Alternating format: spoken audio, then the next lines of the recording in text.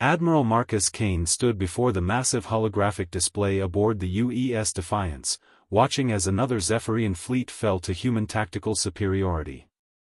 The irony wasn't lost on him that according to every official record in the galaxy, he and his entire species had been declared extinct 3 years ago.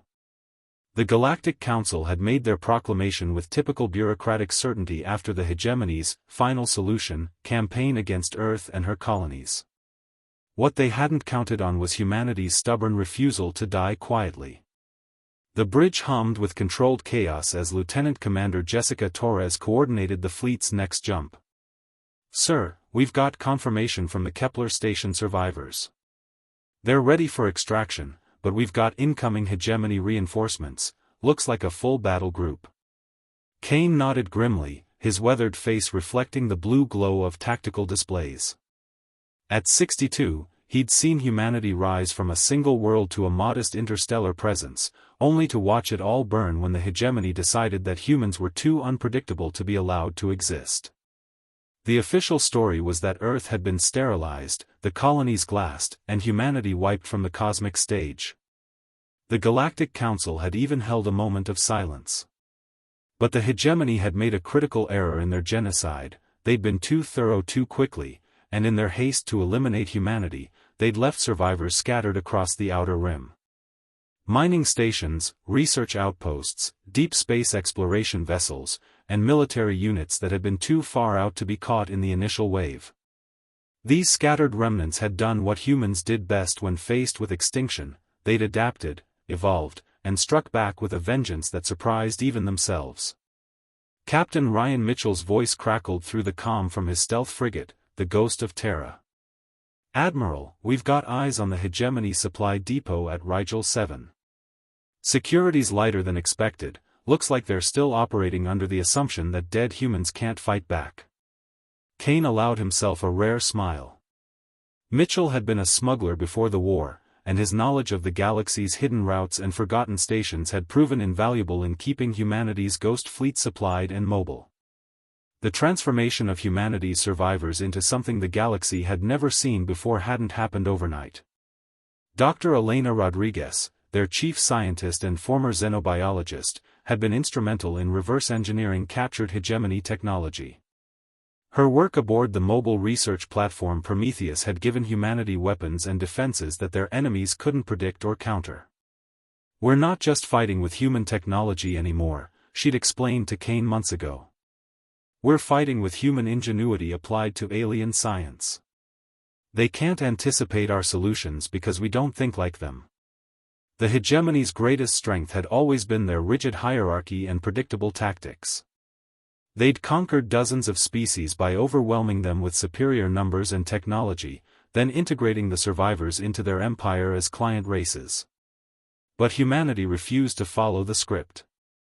Instead of surrendering or fleeing to the galaxy's edge, they'd gone underground, literally and figuratively, turning asteroid fields into hidden bases and abandoned stations into weapons factories. Commander David Park's engineering teams had performed miracles with salvaged materials, creating ships that looked like debris but packed enough firepower to cripple hegemony cruisers. His latest creation, a modified cargo hauler called the Trojan Horse, had successfully infiltrated 3 hegemony strongholds by appearing to be nothing more than a derelict freighter. "The beauty of being declared extinct," Park had joked, "is that nobody expects you to knock on their front door." What truly terrified the hegemony wasn't humanity's technology or tactics, it was their unpredictability. Every other species they'd encountered followed logical patterns of behavior. Humans, however, seemed to thrive on chaos and improvisation. They'd turn mining equipment into weapons, use civilian ships as warships, and employ strategies that violated every principle of conventional warfare. The hegemony's artificial intelligence systems, designed to predict and counter enemy movements, simply couldn't process human tactical thinking. The psychological warfare aspect hadn't been intentional at first, but Kane had quickly recognized its value. Ghost ships appearing where no human vessels should exist, supply convoys vanishing without a trace, and hegemony officers receiving messages from people who were supposed to be dead, it all contributed to a growing sense of unease within the enemy ranks. The hegemony had built their empire on the certainty of their superiority, and humanity's continued existence challenged that fundamental belief. Lieutenant Sarah Williams, their communications specialist, had been monitoring hegemony channels and reported increasing instances of panic and confusion among their forces. "They're starting to question their own intelligence reports," she'd informed Kane during their last strategy meeting. "Some of their commanders are requesting confirmation that the human extinction was actually completed. The psychological impact is spreading through their entire command structure."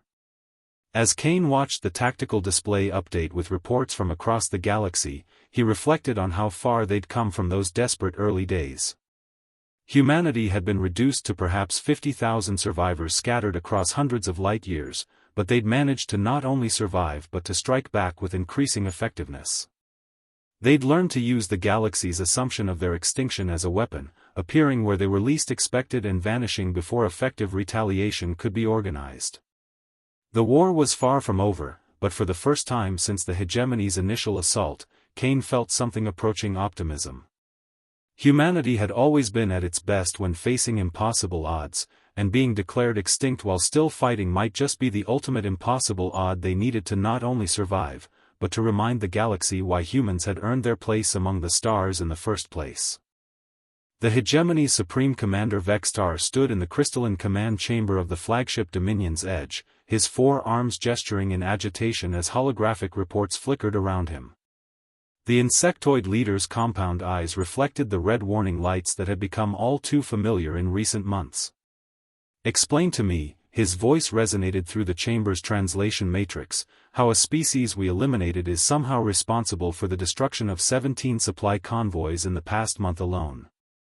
Fleet Admiral Zorketh, a reptilian hegemony officer whose scales had dulled with stress, shifted uncomfortably. "Supreme Commander, our intelligence divisions maintain that the human extinction protocols were successfully completed. Earth's biosphere was sterilized, and all known colonies were neutralized. These incidents must be the work of other resistance groups using human technology." The explanation sounded hollow even to Zorketh's own ears, but admitting that their greatest military victory had been a failure was unthinkable. Meanwhile, 3 sectors away, Captain Ryan Mitchell guided the Ghost of Terra through the debris field of what had once been Hegemony Outpost Delta 7. His crew worked with practiced efficiency, salvaging weapons, supplies, and most importantly, intelligence data from the wreckage. "Tommy, what's the status on those data cores?" he called to technical specialist Thomas Chen, who was interfacing with the alien computer systems using modified human equipment.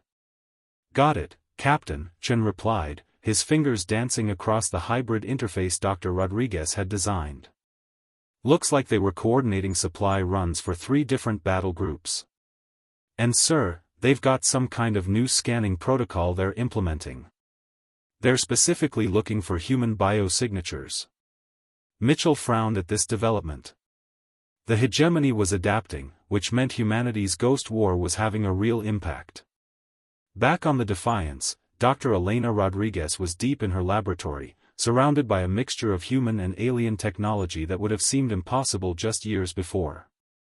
Her latest project involved analyzing hegemony neural interface technology, trying to understand how their command structure functioned. "Admiral Kane," she called through the comm system, "I think I've found something significant. The hegemony's command network isn't just hierarchical, it's psychologically dependent on certainty and predictability. Our very existence is causing systemic stress throughout their entire military structure." Kane arrived at the lab within minutes, finding Rodriguez hunched over a complex display showing hegemony communication patterns. "What exactly are you seeing, Doctor?" he asked, studying the swirling data streams that meant nothing to his tactical mind but clearly excited the scientist. Rodriguez pointed to several anomalous patterns in the data. "Their communication frequency has increased by 300% in sectors where we've been active. They're constantly requesting confirmation of orders, verification of intelligence, and reassurance from higher command levels. We're not just fighting them, we're making them doubt themselves." The implications were staggering. Humanity had stumbled upon a form of warfare that went beyond physical destruction to psychological disruption. Every successful human operation didn't just remove hegemony assets, it created doubt and fear that spread through their ranks like a virus. The very fact that humans continued to exist when they should be extinct was undermining the hegemony's confidence in their own superiority. Commander David Park's engineering teams had been working around the clock to exploit this psychological advantage. His latest creation was a series of modified probe drones that could mimic human ship signatures while broadcasting recorded human communications on hegemony frequencies. The beauty of it, Park explained to Kane during their weekly briefing, is that we don't even need to be there to mess with their heads. These drones can make it look like human fleets are operating in a dozen different sectors simultaneously. Lieutenant Commander Jessica Torres had been coordinating these phantom operations from the Defiance's tactical center, creating the illusion of a human resistance far larger than their actual numbers.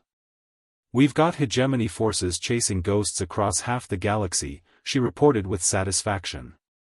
"They're spreading their fleets thin trying to respond to threats that don't exist, which leaves their real assets vulnerable to our actual operations." The strategy was working better than anyone had dared hope.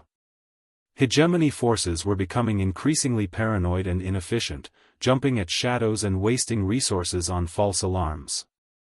Their rigid command structure, which had been their greatest strength during their expansion, was becoming a liability when faced with an enemy that refused to follow conventional patterns. But the psychological warfare was having an unexpected effect on humanity as well. The survivors were beginning to see themselves not just as refugees fighting for survival, but as something more dangerous, a force that could strike fear into the hearts of their would-be exterminators. This shift in self-perception was transforming scattered survivors into a cohesive resistance movement with a shared identity forged in the crucible of their supposed extinction. Captain Mitchell's latest intelligence-gathering mission had revealed something even more significant. The hegemony wasn't just dealing with human resistance, they were facing questions from other client species within their empire. "Word is spreading," Mitchell reported during the fleet's encrypted communication session. "Other species are starting to ask questions about the human extinction. If the hegemony lied about that, what else might they be lying about?" The seeds of doubt that humanity's continued existence had planted were beginning to grow beyond just military concerns. The hegemony's entire imperial structure was built on the premise of their invincibility and the inevitability of their conquest. If humans could survive their final solution and fight back effectively, it suggested that the hegemony wasn't as omnipotent as they claimed. This realization was beginning to spread through the galaxy's subjugated populations, creating the potential for something the hegemony feared more than any military threat, a general uprising of their client species. As Kane reviewed the latest reports from across their operational area, he realized that humanity had accidentally discovered something profound about the nature of power and control in the galaxy. The hegemony's strength wasn't just military, it was psychological, based on the belief that resistance was futile. By simply continuing to exist and fight back, humanity was proving that belief wrong, and that proof was spreading like wildfire through the galaxy's oppressed populations. The Galactic Council's emergency session convened in the vast amphitheater of Nexus Prime, representatives from 47 species gathering in an atmosphere of unprecedented tension. Chancellor Mordun of the Altarian Federation called the assembly to order, his crystalline form refracting the chamber's ambient light into nervous patterns. "We are here to address disturbing reports that contradict official records regarding the human species," he announced, his translated voice carrying across the chamber with deliberate formality. Ambassador Kretal of the Zephyrian Collective rose from her delegation section, her avian features sharp with concern. "Honored Chancellor, my government has received multiple intelligence reports suggesting human military activity in sectors that should be devoid of any such presence. These reports are troubling." The admission sent ripples of unease through the assembled delegates, many of whom had celebrated humanity's elimination as a necessary step toward galactic stability. On the opposite side of the galaxy, Admiral Kane was reviewing similar intelligence from a very different perspective. The mobile command center that had once been a mining station now served as humanity's primary coordination hub, hidden within the Kepler nebula's sensor-dampening clouds. "The Council's finally taking notice," reported Lieutenant Sarah Williams, monitoring the session through intercepted communications. "They're scared, Admiral. Really scared." Dr. Elena Rodriguez had been analyzing the political implications of their continued existence, and her findings were as significant as any military victory. The hegemony's credibility with the Council was built on their ability to solve the human problem cleanly and completely, she explained to the assembled command staff. "Every day we continue to operate undermines not just their military reputation, but their political standing within the galactic community." The hegemony's representative to the Council, Warprime Thexmore, stood to address the growing concerns with characteristic arrogance. "Esteemed colleagues, these reports are the result of misidentified debris and the overactive imaginations of nervous patrol crews. The human extinction protocols were completed with absolute thoroughness. What you're seeing are the death throes of a species, scattered remnants with no coordination or significant capability." But even as Thexmore spoke, Captain Mitchell's stealth teams were proving him wrong.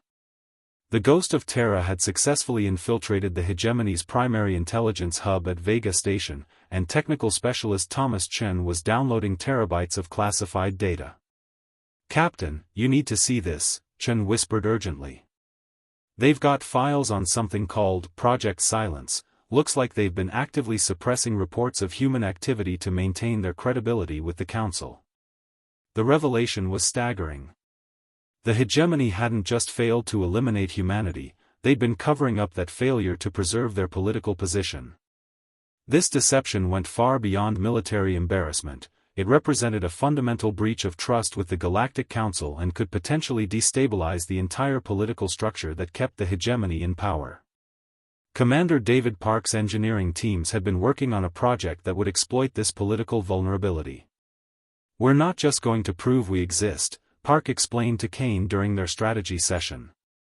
"We're going to prove it in a way that the hegemony can't deny or suppress." His plan involved simultaneously broadcasting human identification signals from multiple points across the galaxy, creating an undeniable signature that would reach every major political and military center. The psychological impact on hegemony forces was becoming increasingly severe. Fleet Admiral Zorketh found himself dealing with a crisis of confidence among his officers that went far beyond normal combat stress. "Sir," reported his intelligence chief, "we're seeing increased requests for psychiatric evaluation among crew members. They're reporting nightmares about dead humans, and some are refusing to enter sectors where human activity has been reported." The fear was spreading through hegemony ranks like a contagion. Soldiers who had been told they were fighting the scattered remnants of an extinct species were instead encountering organized, effective resistance that seemed to appear from nowhere and vanish just as quickly. The cognitive dissonance between what they'd been told and what they were experiencing was creating a breakdown in military discipline that their rigid command structure couldn't address. Lieutenant Commander Jessica Torres had been coordinating with resistance cells from other species, and her reports revealed an unexpected development. "Admiral, we're getting contact requests from underground movements across the galaxy. Word of our survival is spreading, and other species are starting to organize their own resistance operations." The implications were enormous. Humanity's refusal to die quietly was inspiring others to resist hegemony rule. Dr. Rodriguez's analysis of intercepted hegemony communications revealed the depth of their political crisis. "They're not just dealing with military setbacks," she reported. "Their entire imperial model is based on the premise that resistance is futile and that they can solve any problem through overwhelming force. Our continued existence proves that premise wrong, and other species are taking notice." The hegemony's client species had been kept in line through a combination of military intimidation and the belief that resistance was impossible. But humanity's ghost war was demonstrating that even a supposedly extinct species could fight back effectively, which raised uncomfortable questions about what might be possible if multiple species coordinated their resistance efforts. Back in the council chambers, the debate was growing more heated as evidence of human activity continued to mount. Ambassador Veltar of the Centaurian Republic stood to address the assembly, his mechanical voice cutting through the growing chaos. If the reports are accurate, we are facing a crisis that goes beyond the human question. If the hegemony has deceived us about the success of their extinction protocols, what other deceptions might we discover? The question hung in the air like a toxic cloud, poisoning the trust that held the galactic political structure together. The hegemony's power wasn't just military, it was built on their reputation for competence and their ability to maintain order. If they couldn't even successfully eliminate a single species, how could they be trusted to manage galactic security? Supreme Commander Vextar was facing the worst crisis of his career as reports flooded in from across hegemony space. Human activity was being reported in sectors that should have been completely pacified, and his forces were becoming increasingly unreliable as fear and doubt spread through their ranks. The humans weren't just fighting back, they were undermining the very foundations of hegemony power through their simple refusal to accept extinction.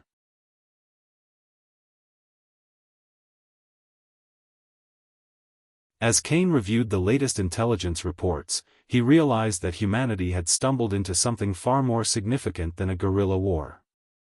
They had become a symbol of resistance that was inspiring others and exposing the hegemony's vulnerabilities. The Ghost War was evolving into something that could potentially reshape the entire galactic political landscape, and humanity found itself at the center of a revolution they had never intended to start. The first coordinated multi-species resistance operation began at precisely 0800 Galactic Standard Time, as Admiral Kane watched from the Defiance's command center while dozens of alien vessels emerged from hyperspace alongside human ships. The sight was unprecedented: Centaurian mechanized cruisers, Altarian crystal ships, and even a handful of Zephyrian fighters flying in formation with humanity's Ghost Fleet. "All stations report ready, Admiral," announced Lieutenant Commander Torres, her voice carrying a mixture of excitement and disbelief at what they were witnessing. Captain Elena Vasquez, commanding the newly commissioned UES Phoenix, couldn't hide her amazement as she coordinated with alien allies she'd never imagined working alongside. "Centaurian Squadron Leader Zektor, this is Phoenix Actual. Your targeting data is coming through clearly." The mechanical response crackled back through the translation matrix. "Acknowledged, Phoenix Actual. It is gratifying to fight alongside those who refuse to surrender to tyranny." The target was the hegemony's regional command center at Proxima Station, a fortress that had been considered impregnable due to its massive defensive arrays and strategic location. But the combined fleet wasn't relying on brute force, they were using the same ghost tactics that had made humanity so effective, enhanced by alien technologies and coordinated through Dr. Rodriguez's revolutionary communication protocols. On Nexus Prime, the Galactic Council was in emergency session as reports of the multi-species uprising flooded in from across the galaxy. Chancellor Mordun's crystalline form flickered with agitation as he tried to maintain order among increasingly panicked delegates. "The situation has clearly escalated beyond our initial assessments," he announced, his translated voice struggling to maintain diplomatic composure.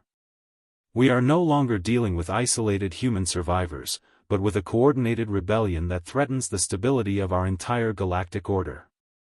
Warprime Thexmore stood before the council, his usual arrogance replaced by barely controlled desperation. "Honored delegates, these terrorist actions by extinct humans and their deluded allies represent a temporary disruption that will be swiftly contained. The hegemony's response will be proportional and decisive." But even as he spoke, reports were arriving of successful resistance operations in 17 different sectors, each one proving that the uprising was far from contained. Commander David Park's engineering teams had been working around the clock to integrate alien technologies with human systems, creating hybrid weapons and defenses that the hegemony couldn't predict or counter. "The Centaurians' shield harmonics are incredible," he reported to Kane during the battle's coordination phase. "Combined with our stealth capabilities and the Altarians' energy weapons, we're fielding technology combinations that don't exist in any hegemony database." The psychological impact on hegemony forces was devastating. Fleet Admiral Zorketh found himself commanding troops who were increasingly reluctant to engage what they perceived as supernatural enemies. "Sir," reported his chief medical officer, "we're seeing a 40% increase in stress-related casualties. The troops are calling the humans, the undead, and claiming they can't be killed because they're already extinct. Technical specialist Thomas Chen had been monitoring hegemony communications during the battle, and his findings revealed the depth of their enemy's crisis. "Admiral, their command structure is breaking down. We're intercepting orders being questioned, requests for confirmation being ignored, and some units are refusing to engage entirely. They're not just losing the battle, they're losing control of their own forces." Dr. Elena Rodriguez was coordinating the scientific aspects of the multi-species cooperation from her mobile laboratory, and her discoveries were revolutionizing their understanding of galactic politics. "The resistance movements weren't just inspired by our survival," she explained to Kane during a brief lull in the fighting. "They were already organizing independently. Our existence simply provided the catalyst they needed to believe that victory was possible."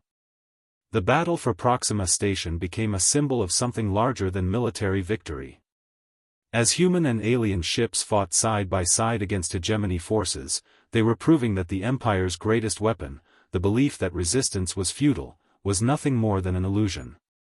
Species that had been subjugated for generations were rediscovering their capacity for defiance, and the results were spreading across the galaxy like wildfire. Captain Ryan Mitchell's intelligence network had expanded to include operatives from a dozen different species, creating an information web that the hegemony couldn't penetrate or predict. "We're getting reports of spontaneous uprisings in sectors we've never even operated in," he reported from the Ghost of Terra. "The idea of resistance is spreading faster than we can coordinate with it." Lieutenant Sarah Williams was monitoring the broader galactic response to the uprising, and her reports revealed a fundamental shift in the political landscape. "Admiral, we're intercepting communications from neutral systems expressing support for the resistance. Some are even offering sanctuary to refugee populations and supply bases. The hegemony's diplomatic isolation is becoming as significant as their military losses." The hegemony's response to the crisis revealed the brittleness of their imperial structure. Supreme Commander Vextar issued increasingly desperate orders for total suppression of resistance activities, but his forces were stretched thin and demoralized. The empire that had seemed invincible was proving to be a hollow shell maintained through fear and the illusion of omnipotence. As the battle reached its climax, the combined resistance fleet achieved something that would have been impossible for any single species. They broke through Proxima Station's defenses and captured the facility intact. The intelligence treasure trove they recovered would provide the resistance with detailed information about hegemony operations across the galaxy, but more importantly, the victory proved that the Empire could be defeated. The aftermath of Proxima Station sent shockwaves through both the hegemony and the Galactic Council. The carefully maintained fiction that the hegemony was invincible had been shattered, and the political ramifications were immediate. Council members who had supported hegemony policies out of fear were beginning to question their allegiances, while previously neutral systems were openly declaring their support for the resistance. Kane stood on the Defiance's observation deck, watching as human and alien crews worked together to secure their captured prize. The Ghost War that had begun as a desperate struggle for survival had evolved into something far greater, a galactic revolution that was reshaping the very nature of power and authority among the stars. Humanity's refusal to accept extinction had not only ensured their own survival but had sparked a transformation that would determine the future of every species in the galaxy. The war was far from over, but the balance of power had fundamentally shifted. The hegemony was no longer fighting scattered survivors. They were facing a coordinated rebellion that grew stronger with each victory and each day that proved resistance was not only possible but effective. The hegemony's inner circle convened in the Obsidian War Room of their capital world, Dominion Prime, as Supreme Commander Vextar faced the most serious challenge to his authority in decades. The holographic displays surrounding the chamber showed red zones spreading across their territorial map like a plague, each one representing systems in open revolt or under resistance control. "The situation has deteriorated beyond acceptable parameters," announced Warprime Thexmore, his usual confidence replaced by barely concealed panic. "We are facing coordinated uprisings in 43% of our controlled sectors."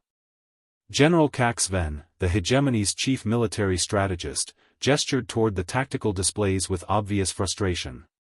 Supreme Commander, our forces are reporting that they cannot distinguish between legitimate resistance operations and phantom attacks.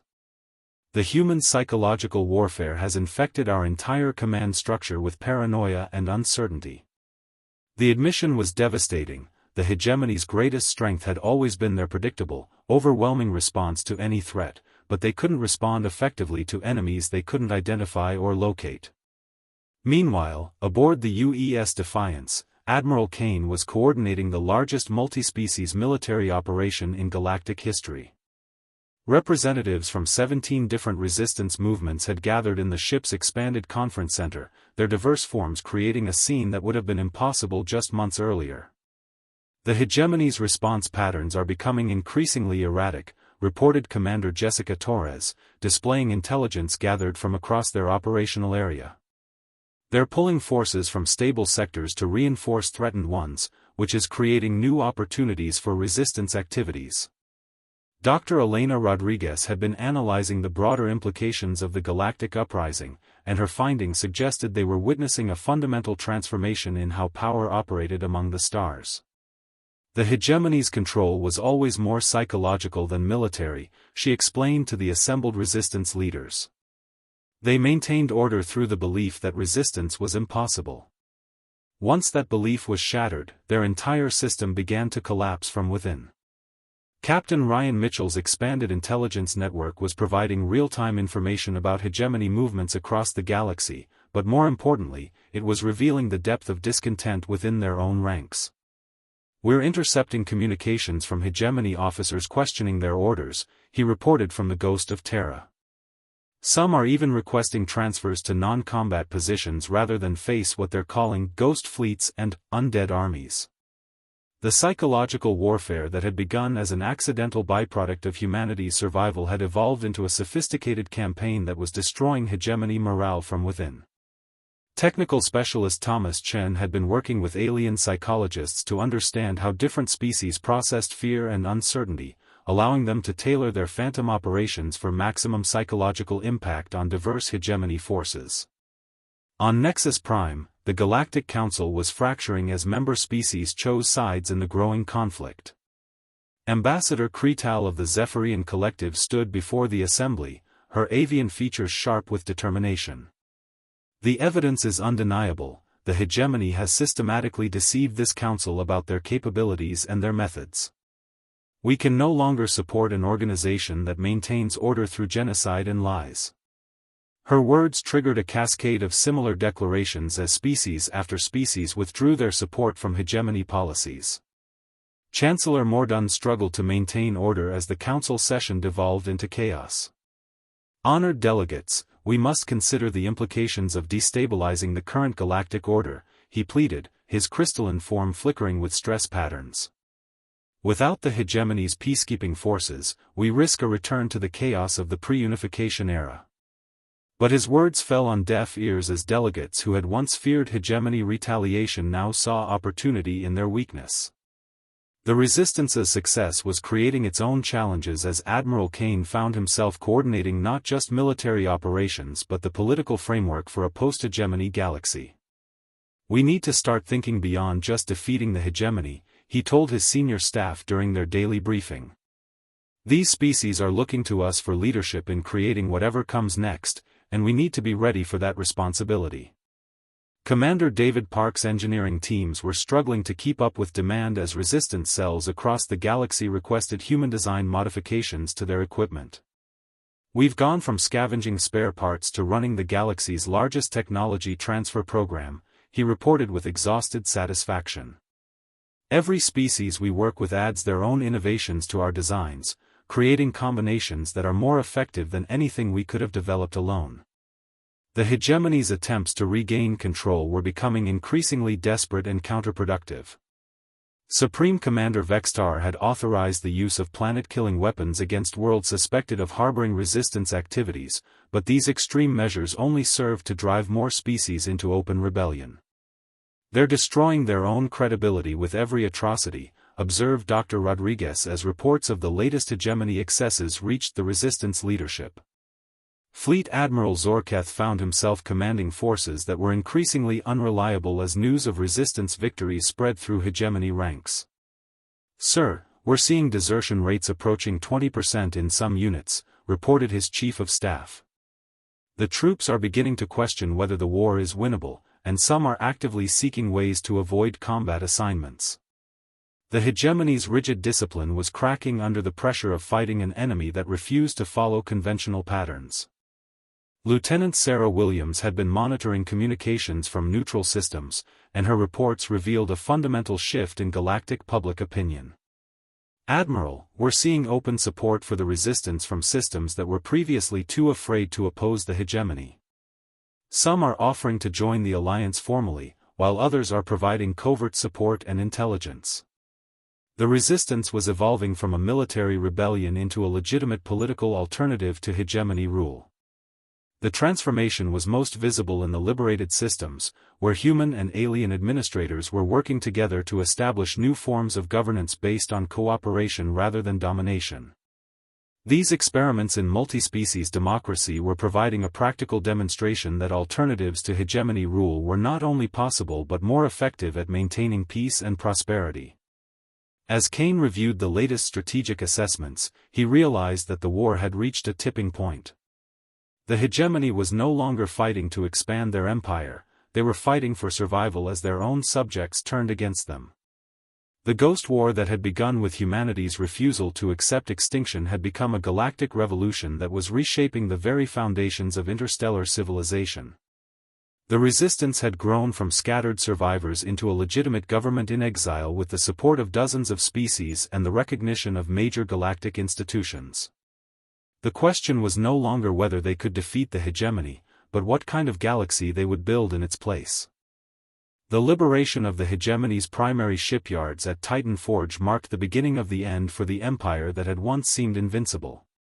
Admiral Kane stood on the command deck of the newly christened UES Resurrection, watching as human and alien engineers worked side by side to convert hegemony production facilities into resistance manufacturing centers.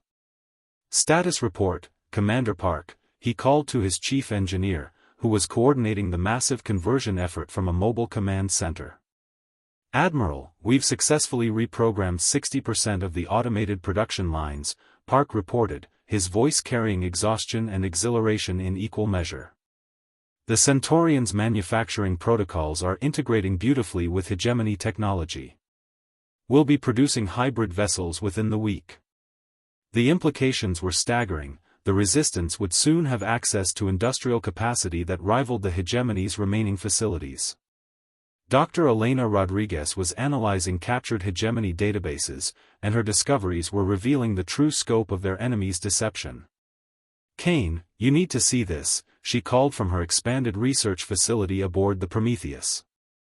"The hegemony's records show they've been systematically suppressing technological development among their client species for centuries. They've been keeping entire civilizations in artificial stagnation to maintain their technological advantage." The revelation sent shockwaves through the Resistance Alliance as species after species discovered that their technological limitations had been artificially imposed rather than natural. The Altarians learned that their crystal-based computing systems could have been developed centuries earlier, while the Zephyrians discovered that their atmospheric flight capabilities had applications in space combat that the hegemony had deliberately concealed from them. Captain Elena Vasquez was leading the integration of these newly discovered technologies aboard the Phoenix, creating weapon and defense systems that combined the best innovations from dozens of species. "We're not just fighting with superior tactics anymore," she reported during the fleet's coordination meeting. "We're fielding technology that's genuinely more advanced than anything the hegemony has, because we're combining innovations they kept separated for political reasons." The psychological impact on hegemony forces had reached critical levels as Supreme Commander Vextar struggled to maintain control over an increasingly fractured military. "Sir, we're receiving reports of entire battle groups refusing orders," announced his chief of staff, Warprime Colven.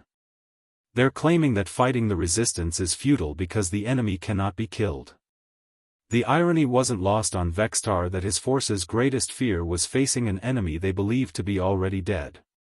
On Nexus Prime, the Galactic Council had effectively split into two factions as the old order collapsed around them.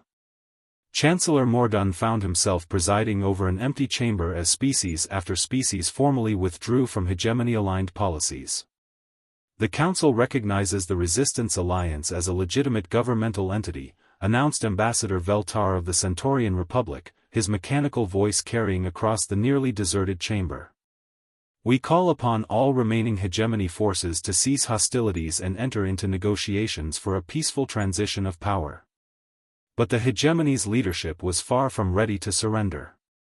In the Obsidian War Room of Dominion Prime, Vextar was planning what he called the Final Protocol, a desperate gambit that would use the Empire's remaining planet-killer weapons to destroy every world that had joined the Resistance. If we cannot rule the galaxy, then no one will, he declared to his remaining loyal commanders. We will reduce every rebellious world to ash and rebuild civilization from the survivors who remember the price of defying us. Captain Ryan Mitchell's intelligence network intercepted the Final Protocol communications, and the information reached Admiral Kane within hours. They're planning to destroy everything, Mitchell reported from the Ghost of Terra, his usual calm demeanor cracked by the magnitude of the threat.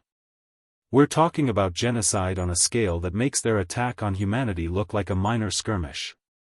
The Resistance faced a terrible choice: allow the hegemony to carry out their threat, or launch a preemptive strike that would require them to become the aggressors. Lieutenant Commander Jessica Torres was coordinating the Resistance's response to the Final Protocol threat, and her tactical assessments were grim. We can intercept maybe 60% of their planet-killer fleet, she reported to the assembled command staff. But that leaves dozens of worlds vulnerable to destruction. We need a way to neutralize their entire capability simultaneously. The challenge seemed impossible. The hegemony's remaining forces were scattered across the galaxy, and coordinating a simultaneous strike against all of them would require precision beyond anything previously attempted. Dr. Rodriguez had been working on a solution that combined human ingenuity with alien science in ways that even she found difficult to believe. What if we don't try to destroy their weapons, she proposed during an emergency strategy session. What if we turn them against each other instead? Her plan involved using the hegemony's own command protocols against them, creating a cascade failure that would cause their automated systems to target their own forces rather than Resistance worlds. Technical specialist Thomas Chen had been reverse engineering hegemony command codes for months, and his work suddenly became the key to preventing galactic genocide. I can create a virus that will propagate through their entire network, he explained to the assembled Resistance leaders. But it will require someone to physically access their primary command center on Dominion Prime. It's essentially a suicide mission. The debate over who would undertake the mission was brief. Admiral Kane volunteered immediately, but was overruled by his own staff. Sir, with respect, you're too valuable to the Resistance to risk on a single operation, argued Commander Torres. We need you to coordinate the overall response. Instead, a volunteer team was assembled from across the Alliance, each member representing a different species that had suffered under hegemony rule. As the Final Protocol countdown began, the Resistance launched the most complex military operation in galactic history. Simultaneous strikes against hegemony facilities across dozens of sectors, coordinated phantom operations to confuse their targeting systems, and a desperate infiltration mission to the heart of their empire. The fate of billions of lives hung in the balance as human and alien forces worked together to prevent the ultimate act of spite from a dying empire. The irony wasn't lost on Kane that humanity's refusal to accept extinction had led to a situation where they were now fighting to prevent the extinction of entire civilizations. The Ghost War had evolved far beyond its origins, becoming a struggle for the very soul of galactic civilization. As he watched the tactical displays showing Resistance forces moving into position across the galaxy, Kane realized that they were no longer fighting just for survival. They were fighting for the right of all species to determine their own destiny among the stars. The next few hours would determine whether the galaxy would be reborn in freedom or die in the flames of a tyrant's final revenge. The infiltration team stealth ship, christened the Final Hope, materialized from hyperspace at the edge of the Dominion Prime system as Admiral Kane coordinated the galaxy-wide operation from the Defiance. Captain Marcus Webb, a former Special Forces operative who had survived the initial human genocide, led the diverse team of volunteers toward the heavily fortified hegemony capital. Approaching the outer defense grid, he reported through the encrypted quantum channel. "Centaurian stealth modifications are holding, we're invisible to their sensors." Aboard the Final Hope, technical specialist Thomas Chen worked frantically to prepare the viral payload that would turn the hegemony's own weapons against them.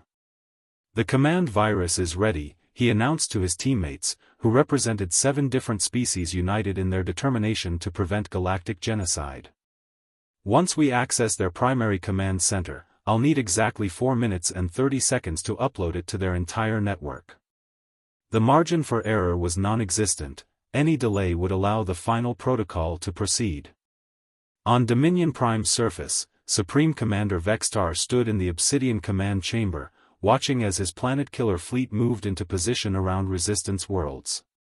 "Begin the final protocol," he commanded, his 4 arms gesturing toward the activation controls. "Let the galaxy remember the price of defying the hegemony." But even as he spoke, his remaining loyal officers were beginning to question the wisdom of destroying the very civilizations they had spent centuries conquering. Dr. Elena Rodriguez was monitoring the operation from her mobile laboratory, tracking the viral upload's progress through quantum-encrypted channels. "The virus is propagating through their secondary networks," she reported to Kane. "But we need access to the primary command core to reach the planet-killer fleet's targeting systems." The race against time was measured in minutes as hegemony weapons powered up around dozens of Resistance worlds. Captain Elena Vasquez led the Phoenix and a strike force of hybrid vessels in a desperate assault on Dominion Prime's orbital defenses, drawing attention away from the infiltration team. "All ships, concentrate fire on the command satellites," she ordered as alien and human weapons combined in devastating salvos. "We need to keep their attention focused on us, not on what's happening on the surface." The diversionary attack was succeeding, but at a terrible cost as Resistance ships fell to the planet's massive defensive arrays. Inside the hegemony's primary command center, Captain Webb's team fought their way through automated defenses and increasingly desperate hegemony guards. "Chen, how much longer?" Webb called as he provided covering fire for the technical specialist. 2 minutes, 40 seconds, came the reply as Chen's fingers flew across the alien interface systems. Around them, the command center's displays showed planet-killer weapons charging their devastating weapons across the galaxy. Fleet Admiral Zorketh found himself in the impossible position of commanding forces that were beginning to refuse orders as news of the final protocol spread through hegemony ranks. "Sir, the crew of the Devastator is requesting confirmation of targeting orders," reported his communications officer. "They're questioning whether destroying entire civilization serves any strategic purpose." The hegemony's rigid discipline was finally cracking under the weight of orders that even their own forces found morally reprehensible. Lieutenant Sarah Williams was coordinating communications between Resistance forces across the galaxy, maintaining the complex timing required for the simultaneous operations. "Admiral, we're receiving reports from 17 sectors. Resistance fleets are engaging hegemony planet killers as planned," she announced from the Defiance's communication center. "But some of the weapons are already beginning their firing sequences. We're running out of time." Commander David Park's engineering teams had prepared a backup plan in case the viral upload failed, modified probe drones carrying electromagnetic pulse warheads that could disable individual planet-killer weapons. "Launching EMP drones now," he reported as hundreds of small craft streaked toward hegemony positions across the galaxy. "It won't stop all of them, but it might buy us the time we need for Chen's virus to work." On Dominion Prime, the viral upload reached critical mass as Chen's program began propagating through the hegemony's entire command network. "Upload complete," he announced just as hegemony reinforcements breached the command center's outer defenses. "The virus is spreading through their entire system. It should reach the planet-killer fleet within 90 seconds. But 90 seconds might be too long as weapons across the galaxy continued their charging sequences. The first sign of success came from the Rigel sector, where a hegemony planet-killer suddenly turned its weapons on its own escort fleet instead of the Resistance world it had been targeting. Confirmed viral infection in Sector 7, reported Captain Mitchell from his intelligence post. Their targeting systems are identifying their own ships as hostile contacts. The cascade effect was beginning, but unevenly across the galaxy. Supreme Commander Vextar watched in horror as his carefully planned genocide began turning into fratricidal chaos. "Override the automated systems," he commanded desperately. "Switch to manual targeting controls." But the virus had been designed to anticipate such countermeasures, creating false confirmations and phantom orders that made manual control impossible. The hegemony's own technological sophistication was being turned against them. As the viral infection spread through the hegemony network, their planet-killer weapons began targeting each other in an orgy of self-destruction that lit up star systems across the galaxy. "It's working," announced Dr. Rodriguez as she monitored the cascade failure. "Their entire fleet is turning on itself. The final protocol has become a suicide protocol." The psychological impact on remaining hegemony forces was immediate and devastating. Crews who had been prepared to commit genocide found themselves watching their own weapons destroy their comrades instead of their enemies. "Sir, we're receiving surrender requests from hegemony units across the galaxy," reported Lieutenant Williams. "They're requesting immediate ceasefire and protection from their own automated systems." Admiral Kane stood on the Defiance's observation deck, watching as the galaxy's night sky flickered with the destruction of the hegemony's final gambit. The empire that had once seemed invincible was destroying itself with weapons meant to ensure their eternal dominance. "All resistance forces, cease offensive operations and begin rescue missions for hegemony survivors," he ordered. "The war is over." Captain Webb's infiltration team fought their way back to the final hope as Dominion Prime's defenses collapsed around them, their mission accomplished but at tremendous cost. "Chen didn't make it," Webb reported grimly as they escaped the dying planet's gravity well. "But his virus is spreading through every hegemony system in the galaxy. They'll be fighting their own technology for years to come." The aftermath of the final protocol's failure marked the end of the hegemony as a galactic power. Their remaining forces, scattered and demoralized, began surrendering to resistance fleets across the galaxy. The empire that had ruled through fear and technological superiority had been brought down by the very systems they had trusted to ensure their dominance. As Kane reviewed the reports flooding in from across the galaxy, he realized that humanity's Ghost War had achieved something unprecedented, not just the defeat of a galactic empire, but its transformation into something that would serve the galaxy's diverse species rather than dominate them. The question now was whether the Resistance Alliance could build something better from the ashes of the old order. 5 years after the hegemony's collapse, Admiral Kane stood in the Grand Assembly Hall of New Geneva Station, watching as representatives from over 200 species gathered for the signing of the Galactic Cooperation Charter.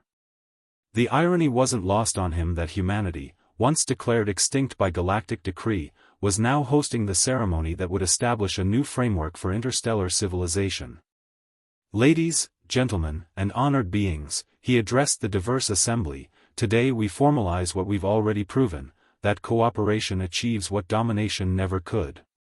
Dr. Elena Rodriguez, now serving as the Alliance's chief science coordinator, presented the technological sharing protocols that had emerged from their wartime cooperation. The hegemony's greatest crime wasn't just genocide, she explained to the assembled delegates, it was the deliberate suppression of innovation and progress. Under the new charter, all technological developments will be shared freely among member species, ensuring that no single civilization can again dominate others through artificial technological advantages. Captain Elena Vasquez, recently promoted to Admiral of the Integrated Defense Fleet, outlined the military cooperation agreements that would replace the hegemony's oppressive peacekeeping forces. "The new defense structure is based on voluntary cooperation rather than imposed order," she announced. "Each member species contributes according to their capabilities, and all decisions regarding military action require consensus from the Governing Council." The assembled delegates approved the proposal with enthusiasm that would have been impossible under the old system. Commander David Park, now Director of Integrated Engineering, had overseen the transformation of former hegemony shipyards into cooperative manufacturing centers where species worked together to create technologies that none could have developed alone. We've gone from scavenging spare parts to leading the galaxy's most advanced research and development programs, he reported with satisfaction. The hybrid technologies we're producing are decades ahead of anything the hegemony ever achieved. The transformation hadn't been without challenges. Captain Ryan Mitchell, now head of the Alliance Intelligence Service, had spent years tracking down hegemony remnants and war criminals while helping former client species establish their own governments. We've identified and prosecuted over 3,000 individuals responsible for genocide and oppression, he reported to the Assembly. But more importantly, we've helped establish truth and reconciliation processes in 47 systems, allowing healing to begin where wounds ran deepest.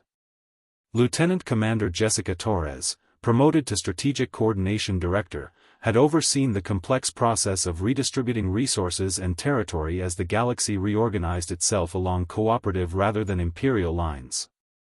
The economic integration protocols are showing remarkable success, she announced. Trade between member species has increased by 400%, and we're seeing unprecedented levels of cultural and scientific exchange. Technical specialist Thomas Chen, whose viral program had ended the hegemony's final gambit, now led the Alliance's cybersecurity division, ensuring that the new cooperative networks remained secure from those who might seek to exploit them. We've learned from the hegemony's mistakes, he explained to the Assembly. Our systems are designed to prevent any single entity from gaining the kind of centralized control that enabled their oppression. The ceremony was interrupted by a special presentation as Chancellor Mordun of the reformed Galactic Council stepped forward to address the Assembly. 5 years ago, this council declared humanity extinct based on false information provided by the hegemony, he announced, his crystalline form flickering with what observers had learned to recognize as embarrassment. Today, we formally apologize for that error and recognize humanity's crucial role in liberating our galaxy from tyranny. Dr. Rodriguez had been working on a special project that she revealed during the ceremony, a memorial database containing the records of every species, culture, and individual that had been lost to hegemony oppression. We cannot bring back those who were lost, she explained, but we can ensure they are remembered and that their sacrifice contributed to the freedom we enjoy today. The memorial would be maintained in perpetuity, serving as both a tribute to the fallen and a reminder of the cost of allowing tyranny to flourish. Admiral Kane reflected on the journey that had brought them to this moment as he watched former enemies working together to build a better future. The Zephyrian delegates were collaborating with human engineers on atmospheric processing technologies, while Centaurian mechanized units were training alongside alien forces in cooperative defense strategies. The diversity that the hegemony had seen as a threat to be suppressed had become the Alliance's greatest strength. The signing ceremony itself was a masterpiece of diplomatic cooperation, with each species contributing elements from their own traditions to create a ritual that honored all participants. As Kane affixed humanity's signature to the charter, he thought about the scattered survivors who had refused to accept extinction and somehow sparked a galactic revolution. This document represents more than just political cooperation, he told the Assembly. It represents our collective commitment to ensuring that no species will ever again face the choice between submission and extinction. The celebration that followed the signing lasted for 3 days, with cultural exchanges, technological demonstrations, and joint military exercises that showcased the Alliance's capabilities. Former hegemony worlds that had been liberated were now thriving centers of innovation and cooperation, their populations free to develop their full potential for the first time in centuries. As the ceremony concluded, Kane stood once again on an observation deck, but this time he wasn't watching the aftermath of battle, he was observing the birth of a new galactic civilization. Ships from dozens of species moved through space in peaceful cooperation, carrying goods, knowledge, and people between worlds that had once been separated by artificial barriers. The Ghost War that had begun with humanity's refusal to die quietly had evolved into something far greater, a transformation that had given every species in the galaxy the chance to determine their own destiny among the stars. The question that had started it all, why humanity was winning a war they were supposed to be extinct for, had been answered not through military victory alone, but through the demonstration that cooperation and diversity were stronger than domination and uniformity. The galaxy had learned that declaring a species extinct was far easier than actually making them disappear, especially when that species refused to accept their supposed fate and inspired others to join them in defying tyranny. In the end, humanity's greatest victory wasn't surviving their own extinction, but ensuring that no other species would ever face the same threat again.